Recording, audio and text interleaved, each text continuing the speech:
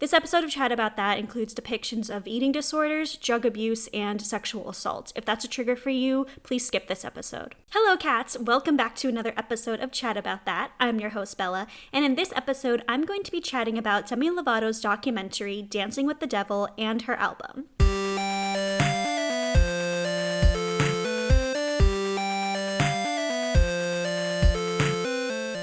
Before I chat about that, I just want to say that Taylor Swift's Fearless, Taylor's version, came out on April 9th, and it is phenomenal. I was thinking about doing a whole episode just dedicated to the album and all of the new Vault songs, but I thought that I would just talk about it a little bit in this episode, because I feel like I've done so many episodes on Taylor Swift, and while I would be happy with this just being a Taylor Swift podcast, I know a lot of my listeners are not as invested in Taylor as I am, so I'll just talk about it for a little bit, and then we'll get into Demi Lovato. But yes, so Taylor's album Fearless, Taylor's version, was released, and she had a bunch of songs from her Vault, which are basically just songs that she wrote and they didn't make the album. So she had a bunch of new songs and I absolutely love them all. There's a couple of slower ones and then a couple of like faster ones, and I think the faster ones I like a little bit more. Not that the slower ones are bad or anything, I just think, you know, I like a good bop and the faster ones are like more boppin', but all of them are phenomenal. I think she did a really amazing job re-recording the songs, and she used, you know, her former band members to re-record the songs, and it sounds, you know, very similar to the original. You know, she put her own spin on it, and she talked about that a little bit, and it's definitely, you know, more mature. It's a more mature version of her original album, and she did do a couple of lyric changes here and there, but it's really, really nice to hear her voice, like her voice now, because she's matured so much. It's really nice to hear those vocals on these old songs. And some of these songs I haven't heard her sing in so long, and it's just been so nostalgic listening to it. So if you haven't listened to or downloaded or purchased Fearless, Taylor's version, I highly recommend that you do. So in my last episode, I mentioned that I was watching Demi Lovato's new documentary. It's called Dancing with the Devil, The Art of Starting Over. We're just gonna refer to it as the documentary or the doc. And I mentioned that I didn't want to talk about it in that episode because she had 4 parts to it, and not all of the parts were released when I recorded the last episode. So all of the parts are released, and I just, you know, I really wanted to talk about it because I've always been a fan of Demi Lovato, you know, ever since she was on, I guess like the first thing she was on was like Camp Rock, or I think it was Camp Rock, like when she became like really famous. But, you know, I've always been a fan of her, and I saw her in concert. I think it was like her first solo tour I saw her, and I've just always been really impressed with her voice. I think she has such an incredible voice, and she's such a strong vocalist, and I think like with every album she's had, she's just gotten stronger and stronger. And I think a lot of singers who are, you know, they have really strong vocals, they either get, you know, better over time like Demi, or their vocals kind of decline as they get older, and I think she's just gotten better and better. And she did have another documentary a couple of years ago. I think that one was called Simply Complicated, and she talked a lot about her eating disorder and her substance abuse addiction, and at the time, and I think that documentary was released in 2017 or 2018. At the time, she said, you know, I'm completely sober, and this whole documentary is all about her overdose that she had in 2018. And, you know, that documentary was, you know, released just, I think it was a year or maybe within a year before her overdose. And so it was very scary when that happened. So I'm going to talk a little bit about the backstory of, you know, leading up to the addiction. And this you know, this is all mentioned in the documentary. So I guess I'll start with, episode 1. I'm not going to get ahead of myself, but the whole documentary is on YouTube. I will link the playlist in the description of this episode if you are interested in watching it. Basically, the documentary starts off, she has a bunch of family members and friends on this documentary, and they're, you know, being interviewed about basically what led up to her overdose, and then the subsequent episodes are about, you know, the overdose, what, you know, really was the root of the overdose and why she relapsed, and then, you know, the last episode is all about her recovery and how she's doing now.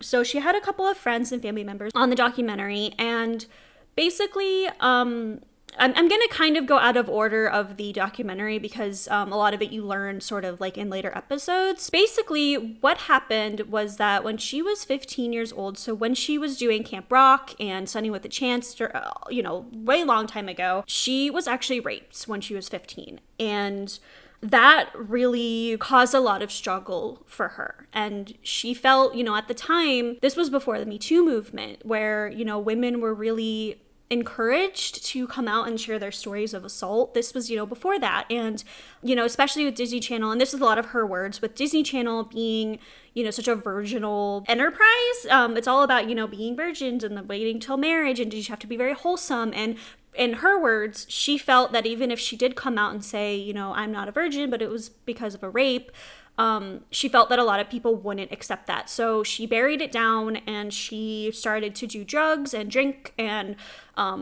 she just that was basically like this big spiral. And then also she does talk about how she had a really horrible relationship with her father, her birth father, and he was an alcoholic, and she didn't really have that good of like a role model in that sense. Like, her mother is there for her. Her mother is really phenomenal. But with her father, like, she didn't really have like this role model for her to look up to. So that was just really distressing too. She has talked about that in episode 3, I believe. But I just wanted to give that little backstory because I'm going to go kind of out of order, but pretty much all of this, what I'm talking about, is in the documentary. So the start of the documentary, it's just her friends and family talking about, I can't believe you're doing this documentary. You just want to know everything. We're going to be really candid. And that's what this whole documentary is. It's her friends and family members really openly talking candidly. And also Demi, obviously she's featured in this documentary. It's her documentary. But they're really just being very candid about, the past couple of years with her and what led up to her relapse. And so pretty much her old management that she was under from pretty much one time when she was like on Disney Channel up until her overdose, was very controlling. They controlled a lot of her life. They pretty much were very strict on what she was eating, what other people around her were eating, how much she was exercising. And, she was so controlled, and she just really felt like she couldn't really be herself. And she was just really unhappy. There were so many things in her life that were just really not positive. And, she had been to rehab, I don't remember when it was, but, up until this point when she relapsed, she had been sober for like a really long time. But, she said that at a point, and this was during her Tell Me You Love Me tour, she said at a point, why am I sober? Like, I'm not happy. And she just relapsed. So her friends and family are talking about how she was doing really well, but because of all these external stresses and all of, her team just being really controlling of her, she relapsed. And so the night of her overdose, she basically recaps her entire overdose the night of her overdose in her Dancing with the Devil music video, which I'll link in the description. But pretty much what happened was that she was out for a friend's birthday. I believe it was her choreographer's birthday. And they went out, and she, a couple months before that said that she was drinking a little bit, like in moderation, and doing a little bit of weed. But she, to them, she wasn't doing anything else. It was just drinking and weed. And so they went out for a birthday party. They were out, they were drinking. She was heavily drinking. And then they went back to her place and they're drinking more. And up until this point too, I actually think that she said she was doing harder drugs before this too. Here and there. But this night was just the worst of the worst. So I want to correct myself on that point. But so yes, she was drinking in moderation. She was doing weed, and then she also started to do heroin and crack as well. So the night of her overdose, she really wanted people to stay over and everyone had to leave. And so she called up her drug dealer, and he came over and he gave her crack and heroin, but it was actually laced with fentanyl. She said at the time, she didn't really realize this until later, but her drug dealer also raped her, and she overdosed and he left. And then the next day, her former assistant and then a bunch of people on her team came over to her house because she was supposed to get ready to go do something. And her assistant, was knocking on her door, and she wasn't answering, so she just thought she was either hungover or still sleeping or whatever. So, it was getting later and later, and they're like, oh my God, like, where the hell is Demi? Like, she needs to wake up. We gotta, like, girl's gotta go. She gotta do stuff. So her assistant like goes into her room and finds Demi naked in her bed, and she's just not moving. And her assistant is like, oh my God, like, is she dead? And so everyone comes in the room. Her security comes, like, everybody is there freaking out. And apparently at the time, her assistant said that the group of people, like the management that was there at the time, that they're no longer working with Demi. But her assistant said that management said, don't call the cops, don't like alert the press, don't do anything. And so her assistant made the choice to call 911 and get an ambulance over there.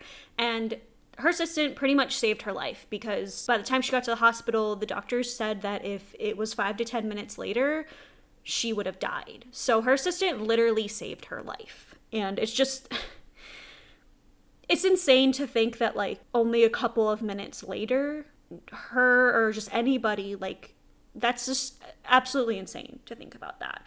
So her parents in the documentary talk about how when I say her parents, I mean her mother and her stepfather.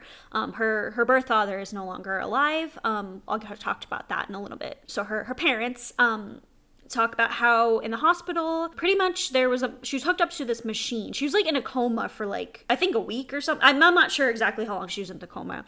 I'm doing a great job recapping this documentary if I don't know all the details, but I think it was a few days or so she was in a coma. And pretty much she was hooked up to this machine.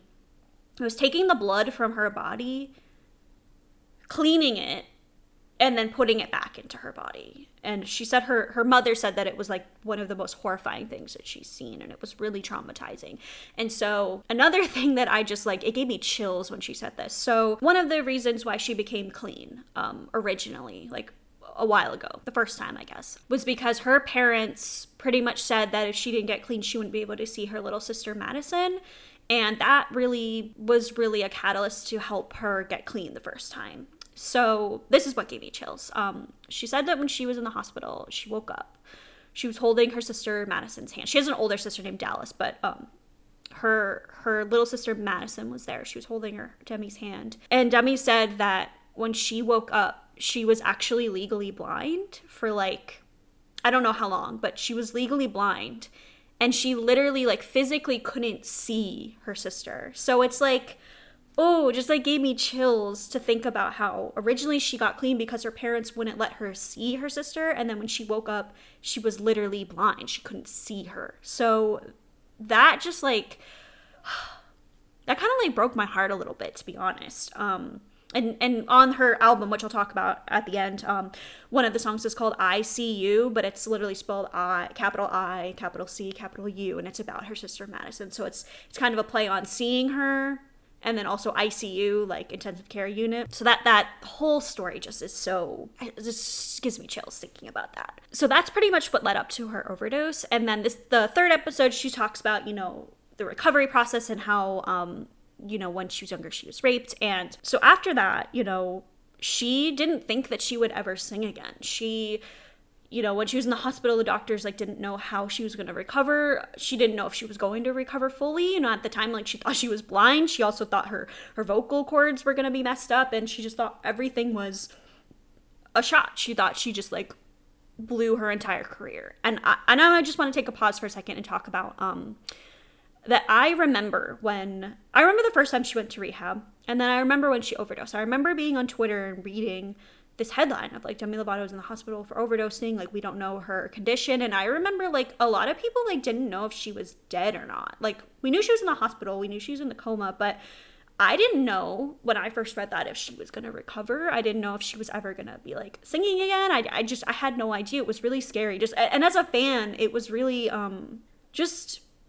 I don't want to say it was disappointing, because I knew that she struggled with addiction and eating disorders. And I hate to say it's like, oh, it's so disappointing when you hear about like someone being on drugs or whatever, because it's an addiction, it's an illness, and you can't judge somebody. Obviously, I've never met Demi Lovato. I don't know like her personal life. I mean, other than like listening to these documentaries and things like that. But I wasn't like, oh, I'm disappointed in her. I'm never going to listen to her music again. She's on drugs. Like, I remember feeling so sad for her. And then also in the documentary, I didn't know about this because I didn't follow, like, I followed the story a little bit, but I wasn't like up in the business of the story when it was going on. But apparently her choreographer, whose birthday it was, got a lot of hate. And I don't want to say a lot of, like, she got a shit ton of hate online from Demi's fans because a lot of people thought that the choreographer was the person who gave her the drugs. And so she apparently lost a bunch of like jobs and she just had a lot of like mental health struggles after that, and people were like bullying her online, telling her like, you should be the one who's in the hospital, you should be dead, like go kill yourself. And it's just, I can't even imagine like having somebody that you care about, first of all, be in the hospital and you not even knowing if like they were gonna be alive, and then also having to deal with people online that you don't know telling you that it's your fault when it's not. And obviously like Demi didn't talk publicly about this for a long time, so really her choreographer like could really only just say what she knew because Demi was just not ready to talk about it. So I think that like that probably drove like a wedge between them. In the documentary it seemed like they were okay. I don't know if they are like close or anything anymore, but it seemed like they like the interactions between them in the documentary were nice. So I just obviously, and they didn't really talk about their relationship too much. I didn't know about that, and that just broke my heart too. The whole documentary really broke my heart, but it does end on a positive note. So after the overdose, she like I said, didn't know if she was going to perform. She, you know, took a long time off. I remember like not hearing much about her after that. So she didn't perform live after that until the 2020 Grammys, which was right before COVID. So they actually had like a real ceremony. Although I think the Grammys this year, the ceremony was really nice. I really liked the host. I thought it flowed really well. It wasn't cringy. Sometimes award shows are really cringy. I'll do a whole episode on award shows and stuff. Yeah, she didn't perform live from, you know, like 2018 all the way till 2020. And this was the first performance that she did. And she performed a song called Anyone. And she actually wrote this song like a few months before her overdose. And I'm just going to read a couple of the lyrics from the song Anyone in case you've never heard it before, after I mention this one fact. So when she performed Anyone at the 2020 Grammys, she started singing and she started crying and she paused and everybody in the whole auditorium started clapping for her, and she turned back, looked at her pianist, and she started singing again. And it was just such a beautiful performance. It's such a beautiful song. It's heartbreaking. And especially when you know that she wrote that, you know, right before she overdosed. And it's really like a song pleading out, like, is anybody there listening to me? Like, nobody's listening. Somebody help me. And it's just like a plead for help. And to know that like a month or so later she overdosed, it's just chilling. It really is. So some of the lyrics are, I tried to talk to my piano, I tried to talk to my guitar, talk to my imagination, confided into alcohol. And it's all about how, you know, she felt stupid when she was singing her songs. No one was listening, and somebody just help me. And is there anybody out there listening to me? And like I said, it's just chilling to know that. So the last episode of the documentary talks about how she's been recovering. So shortly after the overdose, she got rid of her entire team. She fired them all, and she got new management. Now, this is where I'm a little upset with her. Again, I'm not friends with her. I don't know her personally, and I'm still a fan of her, but her new manager is actually Scooter Braun, who we've already said on this podcast we don't stand because of the whole Taylor thing. Not talking about that. This is Demi's episode. I know I've already talked about Taylor Swift a couple times, but this is Demi's episode. Pretty much, she reached out to Scooter Braun, who, if you don't know who he is other than the Taylor situation, he manages Justin Bieber and Ariana Grande and a couple other people, and not a lot of other people. Basically, he's a music industry manager, producer and stuff. So she reached out to him, his management, and said, hey, like, I don't know if you're gonna want to hire me. Like, I don't know if you're gonna want to like work with me because I'm kind of a liability, but I need somebody. And to his credit, I will say that he knew that she was a liability, but he wanted to sign with her. He believes in her, and he, you know, they have like open communication. And despite my feelings on the whole Taylor Swift situation, I did think that he came off in the documentary as very supportive of her, and he seems like he's taking care of her, and I'm happy for her in that sense. Again, not a big fan of him because Taylor, but if he can be there for Demi and be somebody that she can trust and really work with, then I'm cool with it in that situation, that particular situation. So yeah, she fired her management, got all new management. A couple of the people that she worked with, I think of her head of security she's still working with, but pretty much like her whole management team she got rid of because they were very controlling. They, were watching everything she ate, and this goes to one of the songs, but she said that pretty much every single birthday that she had a watermelon cake, which is literally a watermelon with like whipped cream on the outside, for her birthday. She didn't have birthday cake, like, ever. And so she said, in the documentary, she said last year when she turned, I think, 28, she had 3 birthday cakes. And I felt a little better after she said this because last year in quarantine, I spent my birthday literally by myself because it was like right in the height when everything was like really, really dangerous to like be with anyone. So I spent my birthday by myself. So I made myself a birthday cake. And then when I saw my boyfriend, we quarantined for 2 weeks. We're totally safe. We saw each other for a few days. We had a birthday cake together. And then later in 2020, when I got together with my family, we had another birthday cake. So just like Demi Lovato, I had 3 birthday cakes. So I don't feel like that's kind of like that ridiculous that I had 3 birthday cakes. This year I'm getting 2 birthday cakes. So maybe next year I'll get 1. And then the year after that, maybe I'll go back to 3. I don't know. But I think it's okay if you want to have 3 birthday cakes. It's your birthday. You should celebrate. So one of her songs on her album is called Melon Cake, and it's all about like her being controlled, not being able to have like real cake on her birthday. So if that just doesn't show how like controlling they are, yeah. I do also want to point out, my sister and I did speak about this documentary. My sister thinks that her management wasn't all entirely to blame. My sister believes that Demi also had a hand in doing what she did. And I do agree with that. I think the management probably at first, again, other than what she said, I don't know all the details, it was not there.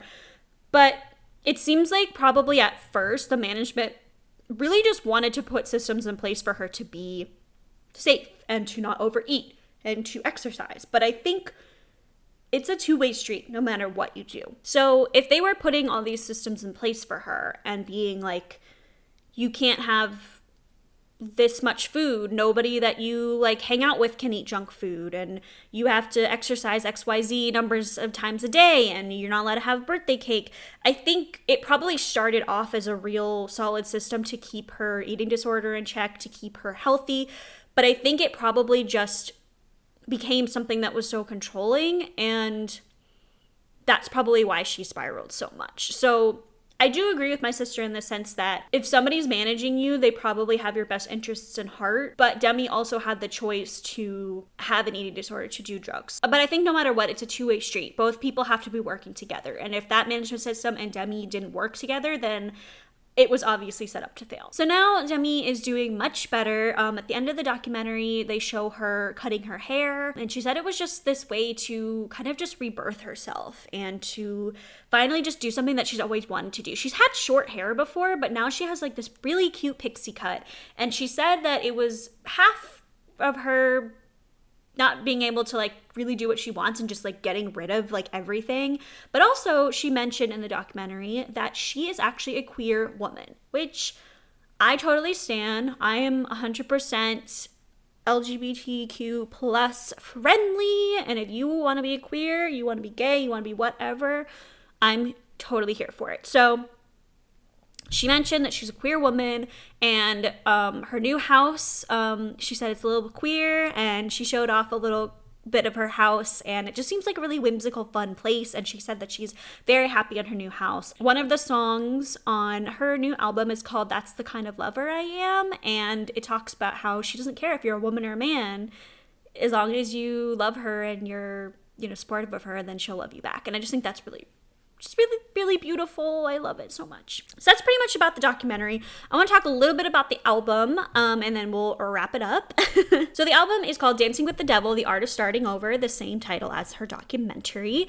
And it has 16 songs. I think the deluxe version and like the Target version have a couple of their songs. Haven't heard those ones yet, but I will. She has the song Anyone, Dancing with the Devil, which is that music video I mentioned that basically recaps her entire overdose. Ice See You, which is about her sister. The Art of Starting Over, which I really like. Lonely People, The Way You Don't Look at Me, and Melon Cake, which I think Melon Cake is probably my favorite song on the album. It's really boppy, but it's also just like, it's about like, I can do what I want. I'm free now. I really like that song. She also has Met Him Last Night with Ariana Grande. Now, Ariana actually wrote that song, and when Ariana wrote it, she thought about Demi, and she thought that it would be really good for both of their voices. So that's a collab with them. She also has What Other People Say with Sam Fisher, which I think that came out earlier this year, which I was excited to see that was on the album. A song called Carefully, The Kind of Lover I Am, which I mentioned. I also really like that song. She has a song called Easy with Noah Cyrus, and I'm not really like a big fan of Noah Cyrus. I don't hate her or anything. I'm just not really big into her, but I think Noah has a really beautiful voice. And obviously, if you didn't know, Noah Cyrus is Miley Cyrus's sister. So it's a really beautiful song. She has a song called 15 Minutes. My Girlfriends Are My Boyfriends, featuring S2E6. I think I'm saying that wrong. A song called California Sober, which I will mention in a minute. She has a cover of Mad World, a song called Butterfly, and then the last song is called Good Place. Now, California Sober is pretty much what she's doing right now. Now, she says her version of California Sober is a moderation, where you drink and you smoke a little bit of weed in moderation. And on the documentary, the last episode, she had a couple of celebrities on talking about her. She had Christina Aguilera, who she's done songs with, and she worked with, was it The Voice? I think it was some music competition. I don't watch reality TV anymore. But she was on that show with Christina Aguilera as a judge. Will Ferrell is also in the documentary because Demi did a cameo in Eurovision, which was a Netflix film that came out last year. And I was actually going to do an entire episode on that movie because it was absolutely whack. So I think I'll do another like underrated Netflix movies episodes, and I will talk about that movie because it's so whack and I actually really like it. So he was on it talking about her. And then they also had Elton John. And Elton John said that the moderation recovery doesn't work. And he said that you have to quit cold turkey or else you're going to relapse again. So I thought that was very interesting that he said that. And if you don't know, Elton John struggled with addiction and eating disorders. And he's been sober for, I think, like 30 years, 20 or 30 years now. So I thought it was very interesting. And it's not like a random person. He's done performances with Demi Lovato before, and he said that he loves her voice. He thinks she's like a wonderful person, but he said that sort of like recovery like technique doesn't work. So I'm interested to see what's going to happen with Demi in the future, because I think somebody like Elton John to say that's powerful. That's not something that you can just throw away and be like, well, that's Elton John's opinion. Like, he's somebody who has been sober for years now, and somebody who really, really struggled with addiction and went through all of that. So I think it's really important that he said that. And so I'm interested to see like where Demi's recovery will go, and how long. I don't want to say how long she'll be recovered for. I want to believe that she will be sober, from heroin and cocaine and all of that, because she said that she doesn't think that she will pick up those types of substances anymore. And she said that she knew that she really needed to get clean was when heroin wasn't strong enough for her. And that is scary. Like, that is horrifying. I do believe that I don't think that she will relapse again. But I think that she has to recover in the way that's going to help her. And they do say on the documentary, not just Demi, but she also has her therapist, I think it's her case manager, said that just because that sort of like moderation recovery works for her, it doesn't work for everybody. And if you're somebody who's struggling with addiction, you need to see what works for you. Don't think just because Demi Lovato is doing a moderation, or just because Elton John went completely sober, if that's going to work for you. You have to do what works for you, not for somebody else. So I want to point that out as well. That's pretty much everything I wanted to talk about with the documentary. I know I didn't really go in order with the episodes because she kind of goes back and forth in time on the documentary. She also talks a little bit about like how she was engaged earlier last year and how that didn't work out. But she's single now and she's doing really well. I'm really proud of her. I think it is incredibly brave to not just share your story of addiction, but to share it in such a public way. and to really be that open and candid with the world about so many things that she never spoke about, I think it's just really brave. I am realizing that I missed one topic, so I'll just mention it really quickly. She said that, and I don't remember the exact year, but a couple of years ago, her biological father died, and they actually didn't find his body for like a week, and it was right around Father's Day. So she doesn't know the exact day that he passed away, and she said Father's Day is really difficult for her, and her relationship with him, you know, was, like I mentioned earlier, was kind of one of the reasons why she, you know, probably struggled with addiction, because her father was an alcoholic as well. So just realizing that I forgot to mention that. Yeah, that's pretty much everything that I wanted to mention. I'm really proud of her for doing this documentary. I'm really proud that she is so brave to tell her story, and I really love her new album. I really love the documentary. If you haven't listened to the album, if you haven't seen the documentary, please watch it. Please listen to it. Even if you're not really a big fan of Demi Lovato, I think it's just a very eye-opening documentary in general, about addiction and eating disorders, and just a little bit of like an insight into somebody's brain who struggles with addiction. If you're not a fan of her, just watch it for the information, because there's a lot of really good information just about mental health and eating disorders and addiction in that documentary. So thank you so much for listening to this episode. Again, I did mention at the beginning that this episode might be triggering for some people, so if you share this podcast with other people, please just let them know that there is a trigger warning for this episode. And, you know, I don't plan on talking about really heavy topics like this in every single podcast, but, you know, I've talked about Black Lives Matter before. I've talked about police brutality and a little bit of my stance on politics, and I think it's important to talk about these kinds of things. This is the first time I've really delved into these sort of heavy topics, but I think it's important to talk about them, and mental health is something that is really important to me in general, and I just want to have a platform where I can openly talk about it. And I'm really grateful for Demi Lovato for being so brave and releasing this documentary. So thank you so much for listening. I hope you enjoyed this episode. I hope you learned a lot about Demi Lovato, and please watch the documentary. Please listen to her album, give her some streams, give her some love. And as always, stay safe, stay classy, and I will chat again with you soon. Goodbye.